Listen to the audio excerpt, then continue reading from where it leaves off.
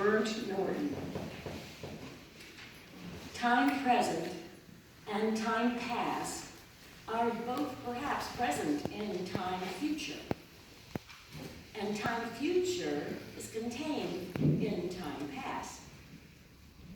If all time is eternally present, all time is unrevealed.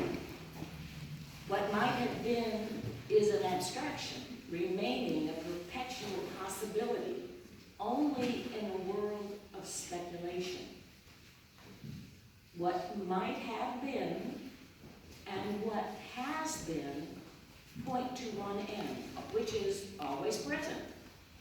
Footfalls echo in the memory, down the passage which we did not take, towards the door we never opened, into the rose garden. My words echo thus in your mind.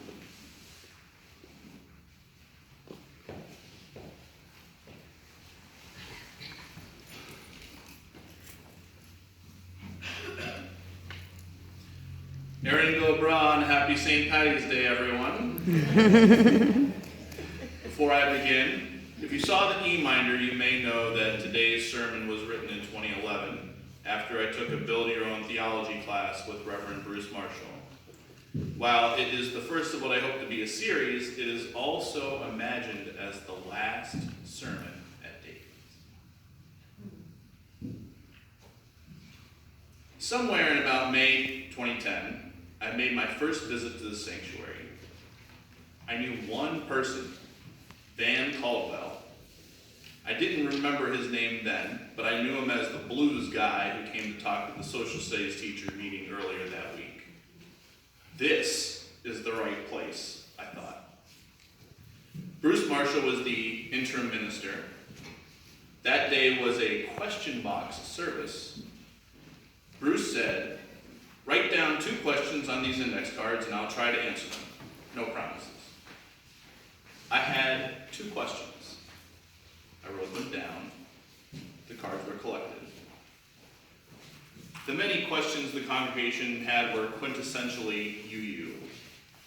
Bruce read through them and answered them well, some in brief, others at length, and all with wisdom. He paused a time or two to tell a joke that related to the answer. He said he was running out of time, so he'd do just a few more. My handwriting is horrible. Bruce read the cards slowly. Do you think God has a plan for everyone's life? His eyebrows and mouth tightened a bit. I know now the calculations he must have been making about how to reply without specifying or precluding the divine. He said something like, lots of things happen in life, many good, many bad. We don't always understand the how or why, but there is a plan. That was the question I posed from my Christian worldview, and I felt affirmed by the response. Bruce read the second question. How can you tell if the universe wants you to do something? This time there was a longer pause, but his shoulders relaxed a little bit and his eyes wandered up slightly as if he simply was recalling the correct answer. I held my breath. He smiled and his eyes closed a moment, signifying that the answer he knew well had come flying to him. Trial and error. He swiftly tucked the card into the rear of the stack. That was the question I posed from my Buddhist worldview, and I felt more fully present as I pondered the simplicity and profundity of his answer. Unitarian Universalist Principle 7 encourages members' respect for the interdependent web of existence of which we are all a part. Today, I appeal to you to support my free and responsible search for truth and meaning, that you will encourage my spiritual growth as I draw from theoretical physics and scripture, both sources of the living tradition, so I may go there with Principle 7 and cautiously speculate aloud about the nature of that interdependent web of existence we are all called to acknowledge and respect. In order to do this effectively, at least for the duration of the sermon, you will have to suspend your belief in a thing called time. I know that you want to hold on to it. Americans are especially time-sensitive people, and we communicate and equivocate almost everything in terms that are finite. Time is money. We hear that, and we immediately connect our work days, our fiscal years, and our retirement goals to an expected sense of when that will be, giving our now added importance and making our then a dusty ledger to keep on the shelf, showing that time's been spent. There is the episodic and mind-bending occurrence of happy hour. Happy hour demonstrates our cultural acceptance of the theory of relativity because we know inherently that it's 5 o'clock somewhere. There are biological clocks that are ticking away at us, each tick making people desperate in their own way. There are limited time offers that we must accept or reject and either profit or suffer by our choice. We make commitments to love each other for the rest of our lives, celebrate rightfully those who keep them, and just as often conclude that the time has come to end such commitments. You can let go of time. Take a deep breath.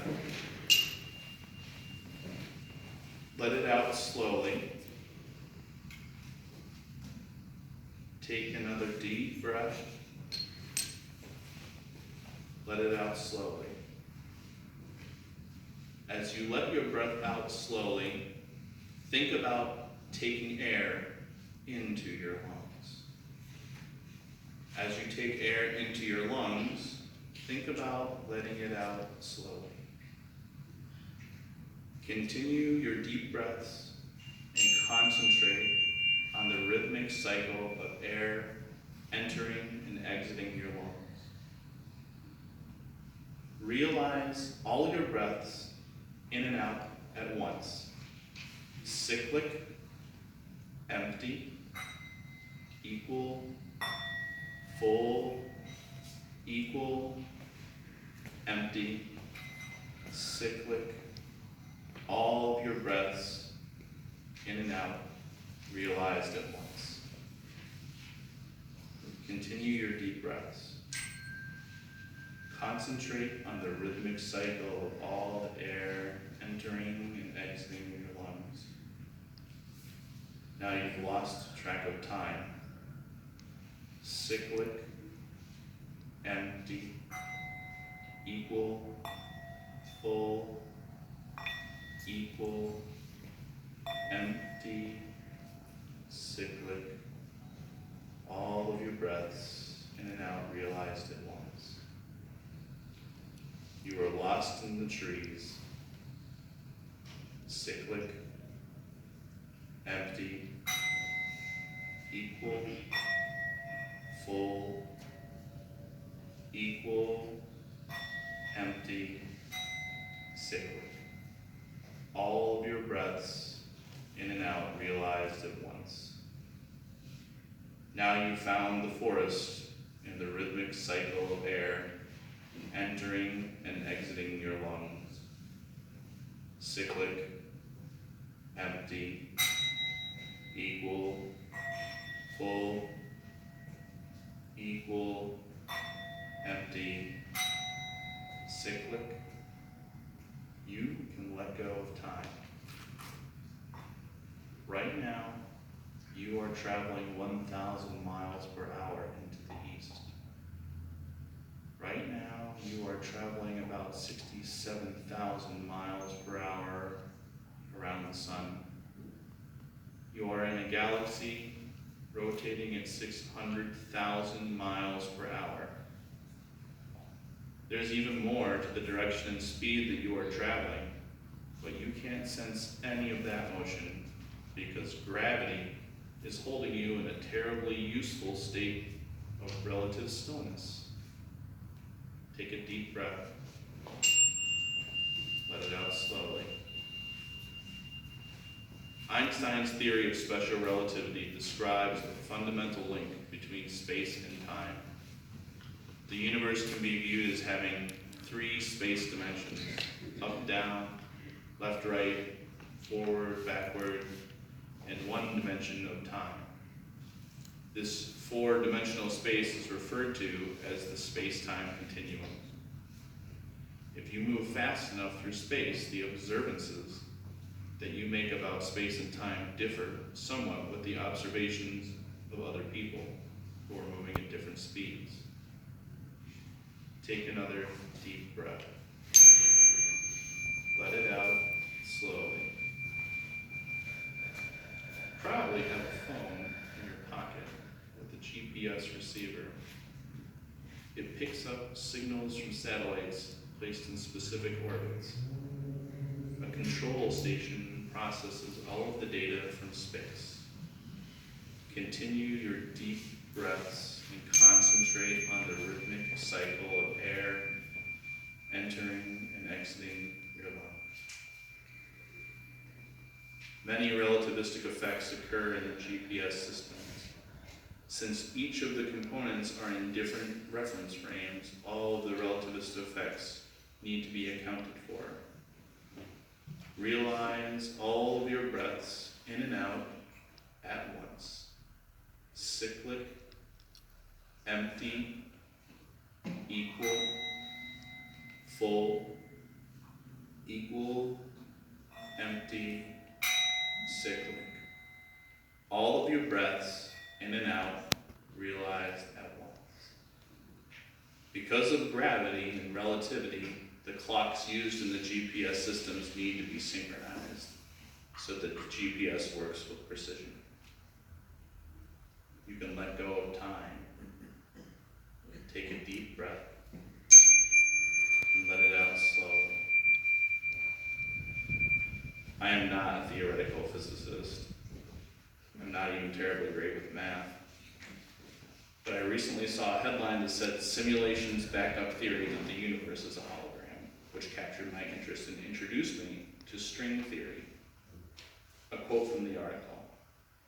In 1997, the theoretical physicist Juan Maldacena proposed an audacious model of the universe in which gravity arising from infinitesimally small vibrating strings could be reinterpreted in terms of well-established physics. The mathematically intricate world of strings, which exist in 9 dimensions plus 1 of space and time, would be merely a hologram. The real action would play out in a simpler, flatter cosmos where there's no gravity. No gravity, no time. You can let go of time. Take a deep breath. Let it out slowly. The holographic universe reminded me immediately of the Buddhist teaching of emptiness. Most of us have heard about karma and reincarnation, maybe even the Four Noble Truths and the Eightfold Path. I've read How to Practice by His Holiness the Dalai Lama at least 3 times, and I always stumble on understanding emptiness. Here's one way that it's been expressed. Whatever arises dependently is explained as empty. Thus, dependent attribution is the middle way. Since there is nothing whatsoever that is not dependently existent, for that reason, there is nothing whatsoever that is not empty. So through the lens of relativity and strings, I would translate that to, you are a hologram. Everything around you is a hologram. And if you can actually grasp that, you will escape time. Have you started to lose track of time yet? Mm-hmm. Cyclic, empty, equal, full, empty, cyclic. All of your breaths in and out realized at once. In the beginning, God created the heavens and the earth. Now the earth was formless and empty. Darkness was over the surface of the deep, and the Spirit of God was hovering over the water. The first 2 lines of Genesis directly address time, matter, and gravity. Although darkness, the deep, the Spirit of God, and the waters are described in a 3-dimensional environment, it is clear that God came before them. Perhaps a dimension that is flat and timeless? The formless earth, presumably calm waters, and engulfing darkness, easily imagined as planar. As well, our ancestors might have thought of a 2-dimensional environment. You can let go of time. Take a deep breath. Let it out slowly. There is a time for everything and a season for every activity under the heavens. A time to be born, a time to die, time to plant, a time to uproot, a time to kill and a time to heal, a time to mourn, and a time to dance, a time to scatter stones, and a time to gather them, a time to embrace and a time to refrain from embracing, a time to search and a time to give up, a time to keep and a time to throw away, a time to tear and a time to mend, a time to be silent and a time to speak, a time to love and a time to hate, a time for war, a time for peace. He has made everything beautiful in its time. He has also set eternity in the human heart, yet no one can fathom what God has done from beginning to end. Everything God does will endure forever. Nothing can be added to it and nothing taken from it. Whatever is has already been, and what will be has been before. Cyclic, empty, equal, full, equal, empty, cyclic. All of your breaths in and out realized at once. Becoming timeless will change your life in subtle but fundamental ways. It takes all the bells and whistles out of the rat race, that grinding automation of American life, and fades the volume on them down to a gentle roar like a distant waterfall, stretching every moment into a fully present and contiguous. Now you found the forest in the rhythmic cycle of air entering and exiting your lungs. Cyclic, empty, equal, full, equal, empty, cyclic. You don't have to dwell on the things you never said to a loved one who passed away. Take a deep breath. You exist with them still. Let it out slowly. You don't have to wait for something to happen for you or fear what will happen to you. It did. Take another deep breath. When you surrender to something greater than yourself and you invest every hope in it, fear not, I tell you, even now your prayers are answered. Let it out slowly. Yesterday, today, tomorrow, all is one. In your mind's eye, see yourself in this sanctuary the first time you came. In your mind's eye, see yourself in this sanctuary now. In your mind's eye, See yourself in this sanctuary for the last time. Remember all the times that you've sung Spirit of Life, all the times the chalice has been lit and extinguished, all the times we've offered our benediction. Recall them simultaneously. This very sanctuary, your church home, this very sanctuary where we worship together, this very sanctuary where our ritual is staged, this very sanctuary where you return again and again, is the place we exist together. Take a deep breath. Let it out slowly. Take another deep breath. Let it out slowly. You can let go of time. Deo volente, may it be so.